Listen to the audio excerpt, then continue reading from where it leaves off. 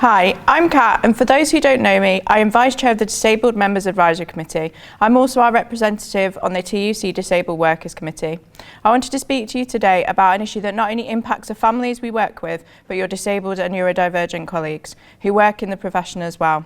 It could also affect any number of you in the future. We need your support to be able to campaign against the issues that we are facing. The government announcement in March that they would be reforming PIP along with other elements of the welfare system was met with significant concern from many disabled and neurodivergent people. At both the NASUWT annual conference and the TUC Disabled Workers Conference, emergency motions were passed around the significant issues that this reform is likely to cause.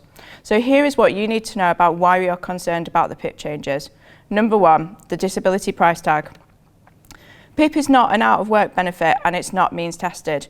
The reason for this is that being disabled or neurodivergent comes with a significant cost which is not met by other parts of the care system. Just because someone is a teacher doesn't mean they don't have significant care needs outside of school. Many of our disabled teachers, particularly our supply teachers, will rely on PIP and other elements of the welfare system to make ends meet.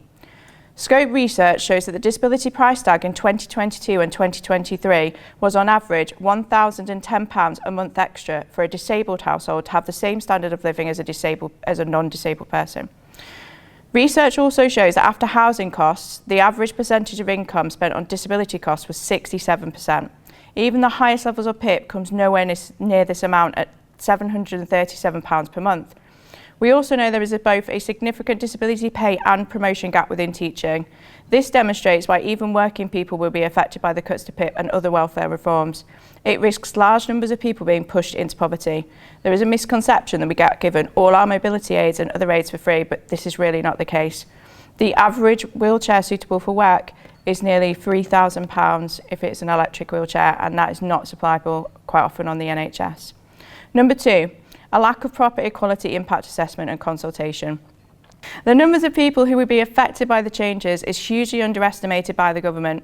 Stephen Timms, Minister for Disability and Social Security, has stated that they will put in more measures to protect existing claimants, but has yet to outline measures that would significantly protect disabled claimants. However, the government continues to refuse to release or carry out a full impact equality assessment. A recent Freedom of Information request suggests that 87% of those currently awarded standard care on PIP and 13% of those on enhanced care for PIP would not meet the new 4-point rule. This is just short of 3 million people. There has also been an issue with parts of the face-to-face elements of the consultation. There have been many verified reports of disabled people's organisations being excluded from meeting with MPs and struggling to get access to the disability roundtables. So there is a lack of transparency to ensure disabled voices are heard. Once again, we don't have an equal voice at the table. Number three, it is fueling rising ableist debate. PIP itself is a dehumanising process. It's unpleasant at all application stages and assessments can be brutal. It is not an easy process that the government would make people think, but the rhetoric that is being spoken about disabled and neurodivergent people is increasing the ableism our teachers are facing on a daily basis, with reports of some already being called benefit scroungers or cheating the system by pupils. This biggest impact is on our neurodivergent members, with the constant myth of overdiagnosis of ADHD and autism being used to fuel ableist rhetoric and discrimination. This will also impact our SEND students in schools and colleges we teach. Many neurodivergent teachers wait years for a diagnosis, including up to 7 years for a diagnosis of ADHD. Assessments are grueling. For autism, this usually means anywhere from 3 to 6 hours of assessments and at least 2 psychologists. It's not easy to get a diagnosis, and rising numbers of those being diagnosed is due to better access to diagnosis from women and girls in a process that has excluded them for years.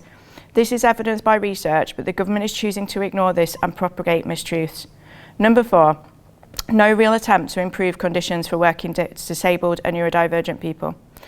The government's aim is to encourage more people into work. However, they completely fail to address the issues that disabled and neurodivergent people face. Our disabled and neurodivergent teachers already face long waiting lists for support for access to work, sometimes up to 12 months. But the government wants to trim down the support that is provided by access to work, particularly by support workers, and there are concerns there will be a second wave of cuts to access to work. In addition to this, public transport is still largely inaccessible to many disabled people, with over 40% of the rail network failing to provide step-free access to platforms across the country.